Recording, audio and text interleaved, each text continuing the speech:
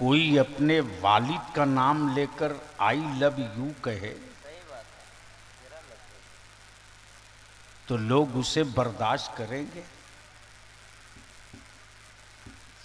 कहां पागलों के सैलाब में आप भी बहे जा रहे हैं। कोई एक जुमला बता दे मेरे आला हजरत ने नाम मेरे सरकार का लिया हो।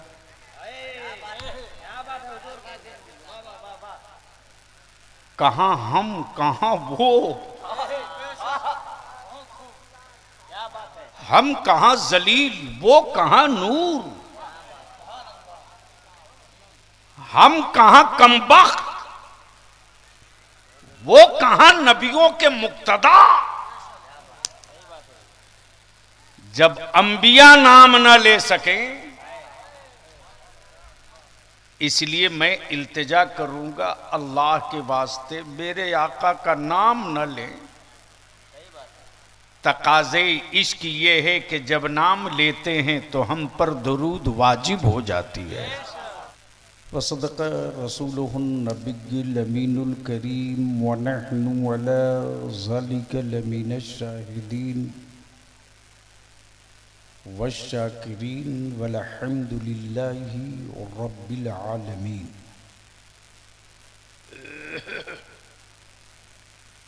सदर बावकार मुअज़्ज़ज़ उलमा इकराम,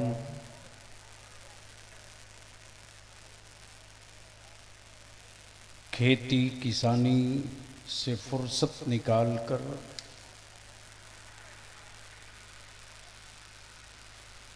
ज़िक्र मुस्तफ़ा सल्लल्लाहु अलैहि वसल्लम की महफिल में तशरीफ़ लाने वाले बिरादरान इस्लाम। भैया आवाज़ थोड़ी कम कर दो, हल्की। जो बात कही जाए वो साफ साफ समझ में आनी चाहिए ना। बिला वजह चीख चिल्ला के मरने से कोई शहीद थोड़ी हो जाएगा। इक्को हटाइए। मैं अफरूल के पूरी टीम को और पूरे इलाके के ईमान वालों को इस बात की मुबारकबाद दूं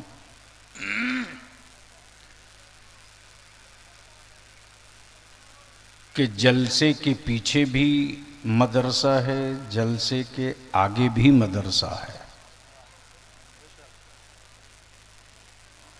भीड़ हो और उसका कोई एजेंडा ना हो, मकान बने कोई रहने वाला ना हो, दौलत जमा करे और कोई खाने वाला ना हो,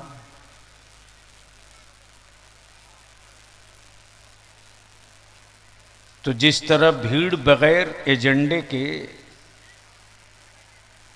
जानवर का झुंड है, मकान बगैर इंसानों के गूंगी दीवारों की हवेली है, उसी तरह बगैर किसी मकसद बगैर किसी एजेंडे का जलसा ऐसे ही है जैसे किसी बांझ मजमे से मुलाकात हो गई जिससे कोई औलाद न निकल सके। मेरी बातें उनके समझ में नहीं आएंगी जो लाश बन चुके हैं।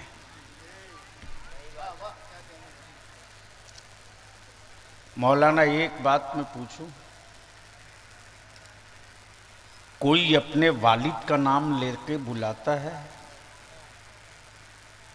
बुलावे तो उसे लोग क्या कहेंगे? कोई अपने वालिद का नाम लेकर आई लव यू कहे तो लोग उसे बर्दाश्त करेंगे? कहां पागलों के सैलाब में आप भी बहे जा रहे हैं। कोई एक जुमला बता दे मेरे आला हजरत ने नाम मेरे सरकार का लिया हो।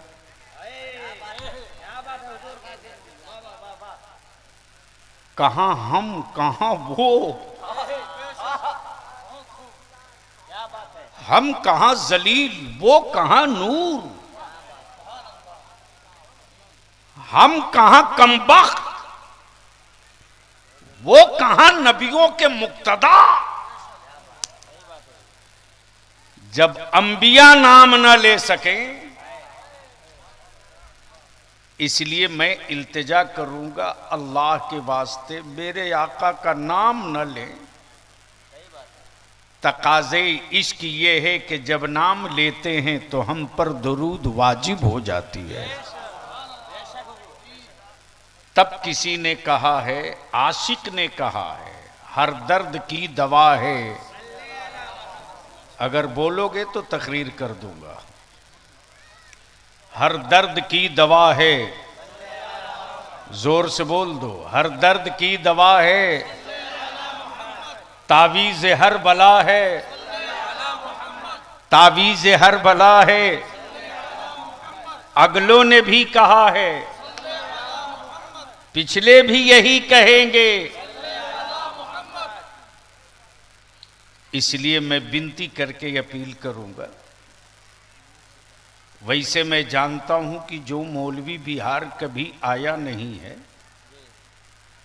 और चंदे के पैसे का मोबाइल खरीद लिया है, वो बलियावी के खिलाफ कुछ कर तो नहीं सकता, लिखते रहता है। जबकि सच ये है कि उसे लिखना क्या है यही नहीं पता है। बलियावी आज 2-3 बातें बहुत अहम आप तक पहुंचाना चाहता है। रख दूंगा, अगर समझ में बात आ जाए। जलसे तो रोज हो रहे हैं, असर क्यों नहीं हो रहा? बोलो सही है कि गलत? अरे जोर से बोलो ना। कॉन्फ्रेंसें रोज हो रही हैं, तब्दीली क्यों नहीं आ रही है? तो लिख लो,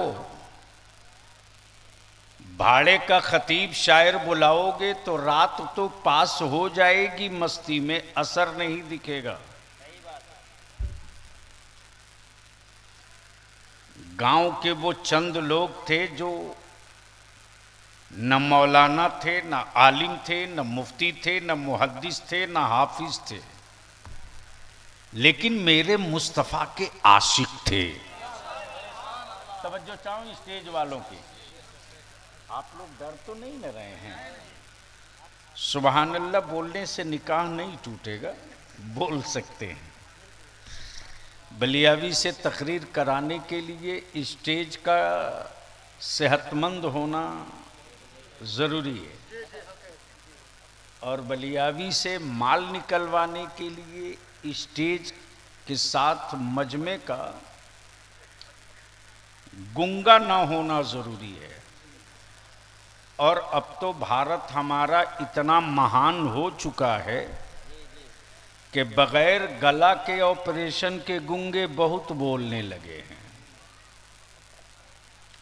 और जिस कौम को बोलना था वो कौम बिल्कुल गूंगी हो चुकी है। इसकी 2 बुनियादी वजहें हैं, समझा दूंगा। अब उलमा इजाज़त दें तो मैं अपनी गुफ्तगू शुरू करूं। हज़रत आप तो पुराने हैं। मौलाना आज से 20 साल पहले इतने आलिम इस इलाके में दिखाई देते थे। अरे बोलो ना, इतना मदरसा नज़र आता था, इतने मुफ्ती गांव गांव नज़र आते थे। अब तो जिस मुफ्ती को देखो वही मुफ्ती व्हाट्सएप पे फतवा लिखे जाता है। हद तो ये है कि पता नहीं समझ में बात नहीं आती कि जो बात कागज पे लिखनी थी वो बात व्हाट्सएप और फेसबुक पे लिखी जा रही है। भैया इको हटा दो प्लीज, क्यों हम आए? तो थोड़ी सी आवाज को नॉर्मल करो, आवाज टकरा रही है।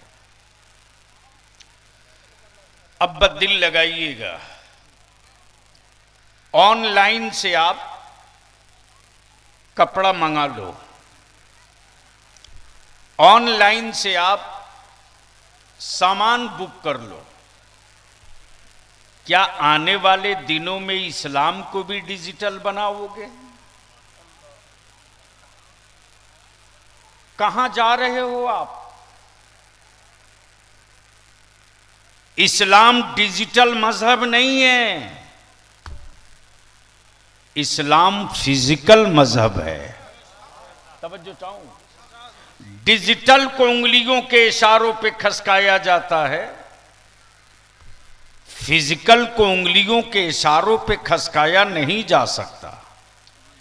इसलिए मेरा इस्लाम फिजिकल है, मेरे आका की शरीयत फिजिकल है, मेरे रसूल करीम का दिया हुआ हर हुक्म फिजिकल है।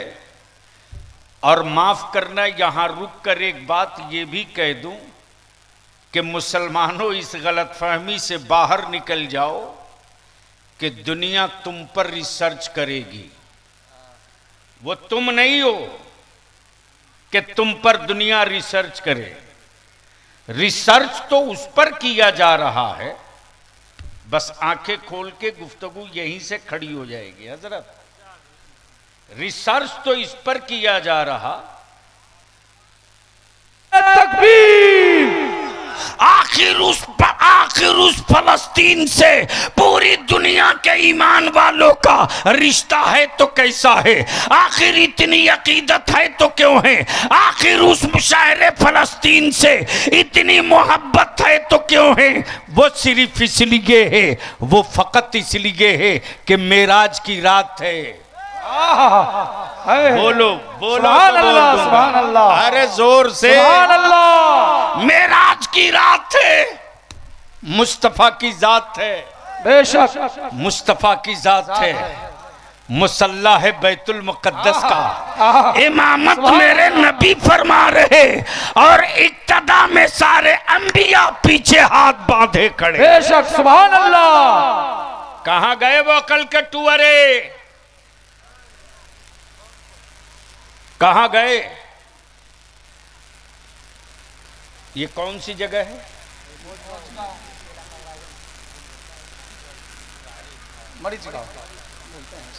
मरीज गांव इलाका, रायगढ़ बिंदौल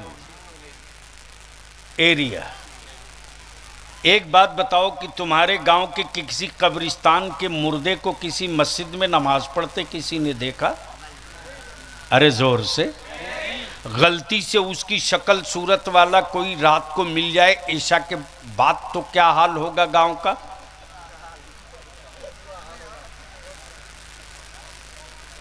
गांव वालों का होगा कि नहीं होगा वो तो बात की बात है। इमाम साहब जो रुखसत होंगे तो दोबारा पलट के गांव में नहीं आएंगे।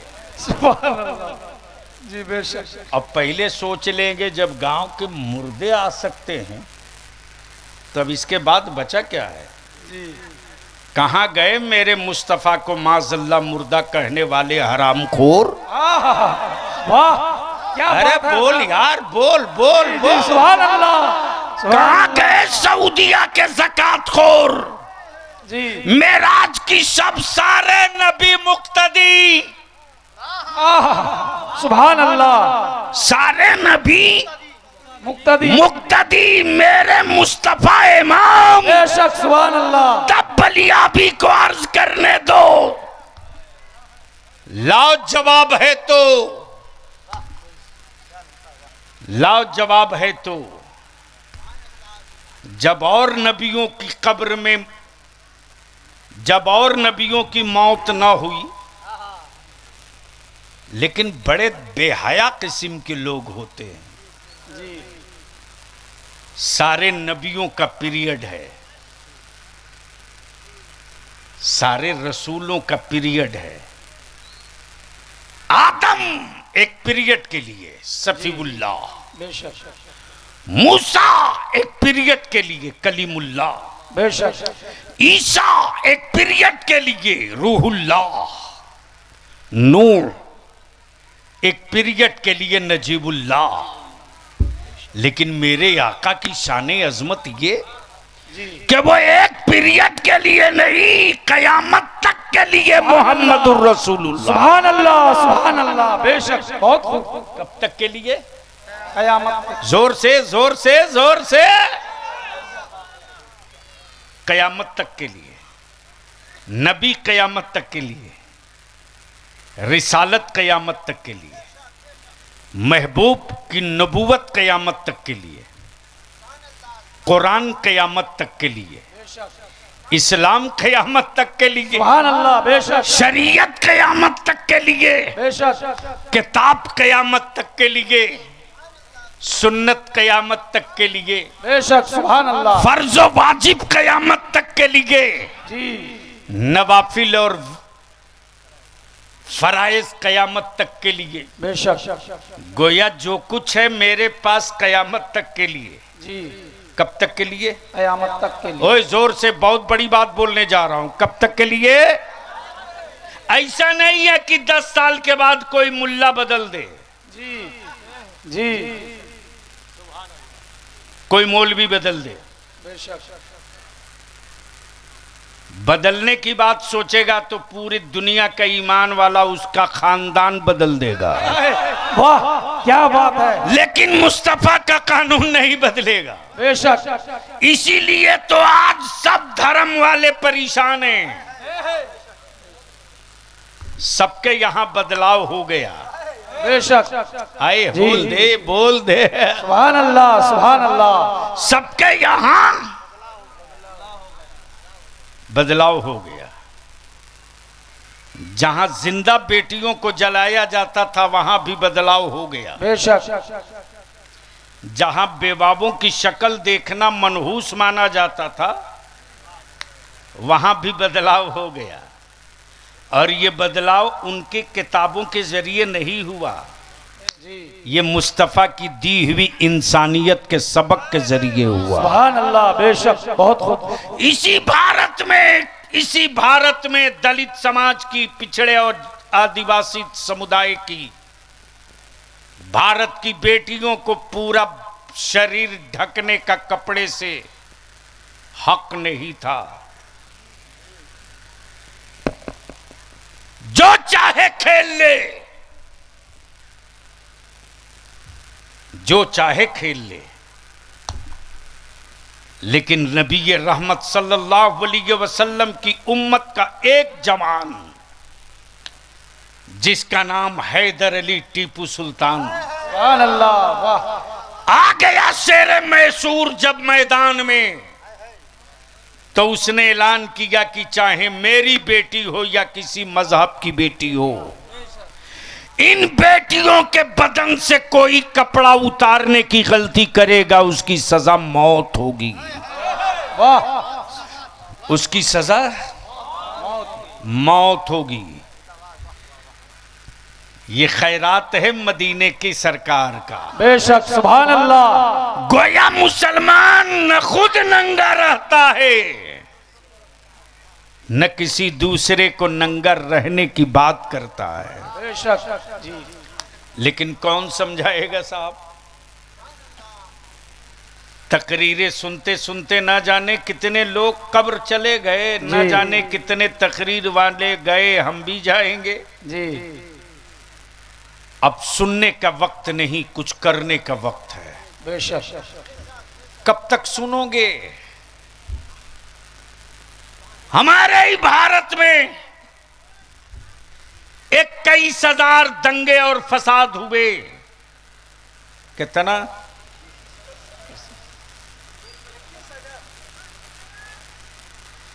21,000 21,000 दंगे फसाद हुए तेरे बलियावी से नेताओं की, इसीलिए न जमती है न जमेगी। मालूम है जी कि मदरसे की चटाई से निकलने वाला एक बलियावी ढेरों के बदन का जबड़ा फाड़ देगा। बेशक। लेकिन मैं तो सीना ठोक के कहता हूं, हाँ जा, कि आज तक किसी मदरसे का कोई मौलवी भारत की संपत्ति, दौलत, धन लूट कर घोटाला नहीं किया। हम तो साफ कहते हैं, जो तुमने यूनिवर्सिटी कॉलेज में पैदा किया उसे तुम लाओ, और जो हमने मदरसा में पैदा किया उसे हम लाते हैं, और दोनों को रख दो तराजू के पल्ले पर। देश तुम्हारे वाले ने लूटा है या हमारे वाले ने लूटा है? बहुत खूब। तो ये मानना पड़ेगा वो कभी नहीं आएंगे, इसलिए कि अंग्रेजों की दलाली उन्होंने किया है, और अंग्रेजों के खिलाफ जिहाद का फतवा मदरसे वालों ने दिया है। बेशक, सुभान अल्लाह। और देने वाले का नाम अल्लामा फजल हक खैराबादी है। बेशक। तो कल मदरसे से अंग्रेजों की टांगे हिलती थी, और आज मदरसों से अंग्रेजों के दलालों की टांगे हिलती हैं। बेशक, सुभान अल्लाह। उनको मालूम है कि जब तक भारत में मदरसे रहेंगे, न कल अंग्रेजों की दाल गली थी, न आगे दलालों की दाल गलेगी। इसलिए जिसको देखो वही कहता है ये टेररिस्ट है, दहशतगर्द है। खोल देगा बलियावी जबान तो कई पुश्ते नंगी हो जाएंगी। इसलिए मैं अपने जवानों से आखिर में यही विनती करूंगा। अरे बाप, बहुत देर बोल दिए, इतनी देर तकरीर करते हैं। बस एक आखिरी बात मोहब्बत से बोल दीजिए, सुभान अल्लाह। सुभान अल्लाह। बहुत से लोग पीछे बैठे हैं,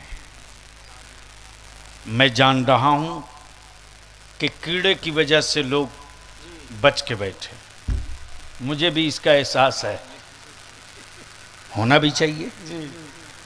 लेकिन ये भी एक बड़ी बात है कि रात को 1:45 बज रहा है और अब तक लोग जमे बैठे पड़े। बेशक। बस आखिरी बात बोलूं, सुनेंगे? जी, इरशाद। 2 मिनट सिर्फ जी सुनेंगे? जी। 1 घंटा? अरे मैं तकरीर करने आया हूं, अगला उर्स हमको यहां थोड़ी कराना है। वैसे बंगाल में तो मत पूछो भैया, अब तो बंगाल ढूकने में डर लगता है। मैं नाम भूल गया हूं बाबू आपका, मौलाना हसन। यहां कोई नहीं बोलता है कि आ रहा है,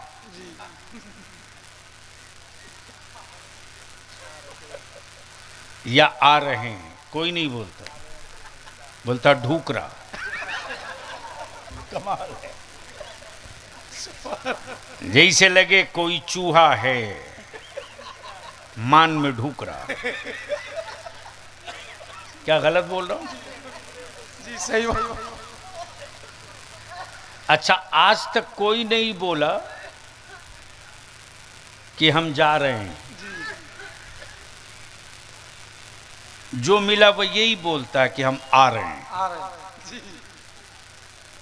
ये मेरे समझ में बात नहीं आई बरसों बरस तक कि ये बंदा जा रहा है बोल रहा आ रहे हैं, ये उल्टा क्यों?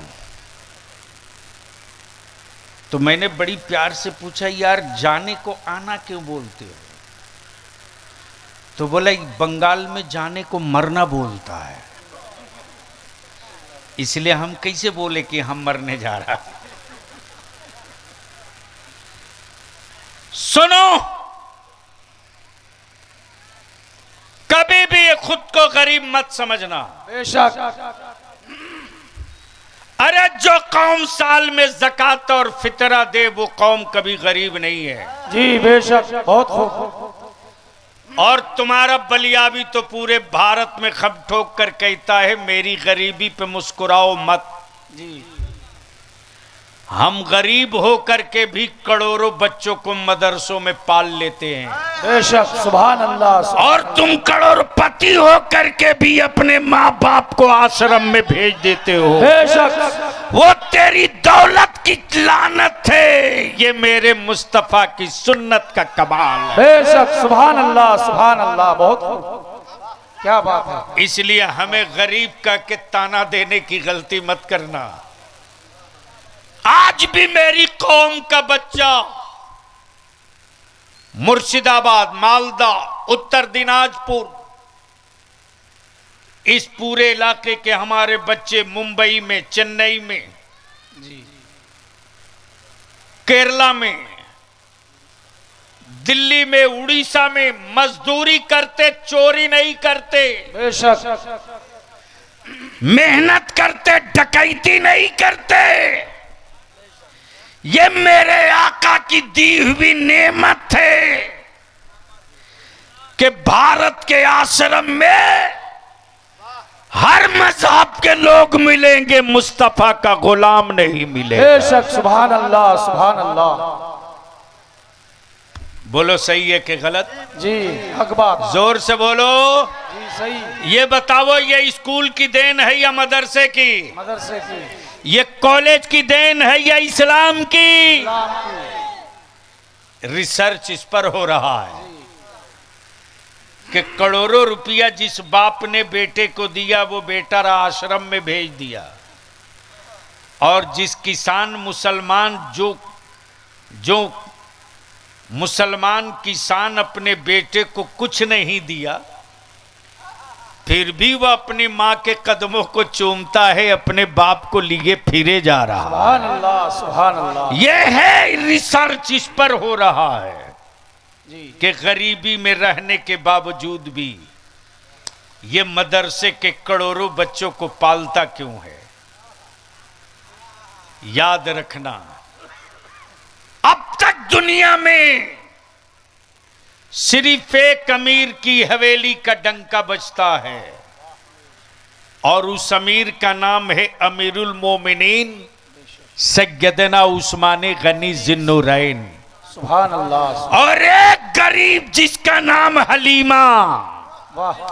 कयामत तक उनकी गरीबी पर उम्मत नाज करेगी, इतराती रहेगी। इसलिए गरीबी का झांसा और खौफ उसको दिखाना जिसने गरीबी को जलालत समझा हो। हम आपसे सिर्फ एक बात कहेंगे, बेटा आपका, बेटी आपकी। बंगला में बेटा को क्या बोलते? छेले। कुछ कुछ हमको भी सिखाओ मौलाना। छेले। अब बच्ची को क्या बोलते? मिये।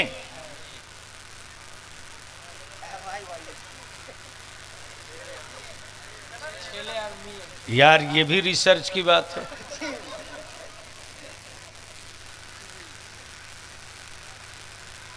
चलो उसमें गड़बड़ा जाएंगे तो बाद में ये यूट्यूबर वाला लिख। हाँ, आजकल तो सबसे बढ़िया जंग का मैदान स्टेज ही बच गया है मेरे यहाँ। यानी जो बात रूम में होनी चाहिए वो बात स्टेज पे हो रही है। अरे ऐसे ऐसे लोगों को स्टेज से नीचे उतार के फेंको यार। मिंबरी रसूल की अजमत और हुर्मत से जो खेले ऐसे लोगों को उतार दो। बलियाबी ही क्यों ना हो जी, क्या है ये मेंबर इसलिए नहीं है कि मकान की बात मैदान में की जाए। जो बात है वो है जी बेशक। एक बार धीरे से बोल दे सुभान अल्लाह। सुभान अल्लाह। एक बार जोर से बोल दो सुभान अल्लाह। जलसे हो, मकसद होना चाहिए।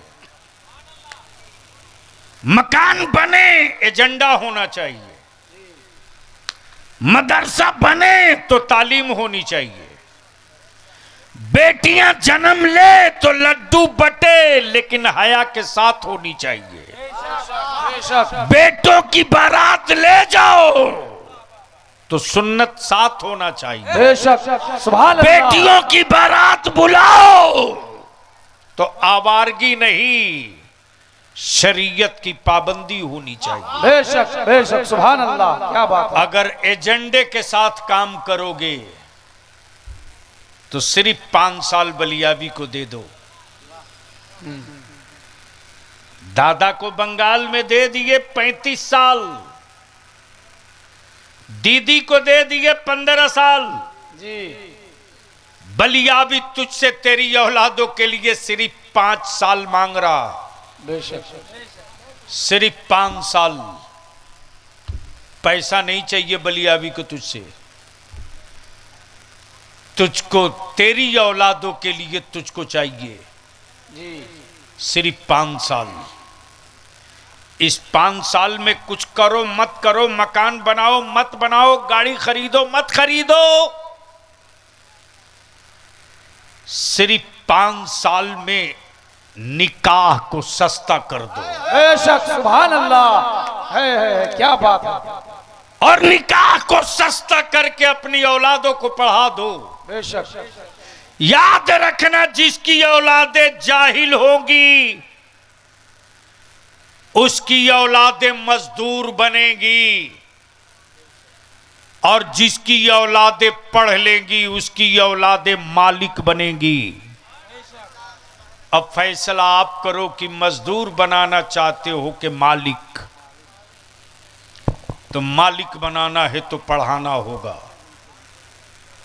पढ़ाना होगा। इस वक्त सबसे ज्यादा जो आफत मुसीबत है वो मोबाइल का डब्बा डब्बा। बोलो सही है कि गलत? जी सही बात। ओए जोर से बोलो, सही है कि गलत? मौलाना, हाल ये है कि इदारे शरिया की जो तहरीक बेदारी चल रही है ना, मैं बहुत परेशान। इंशाल्लाह बिहार का इलेक्शन खत्म होगा फिर तहरीक बेदारी शुरू हो जाएगी। मैंने तो इस इलाके में भी चाहा था, लेकिन न मौलाना खड़े होते न कमेटी वाले। मैंने 2 साल पहले कहा था कि 10 गांव मिलाकर एक कमेटी बनाओ, और वो प्रोग्राम रात में नहीं दिन में होगा, और कोई शामियाना पिंडाल टेंट फेंट कुछ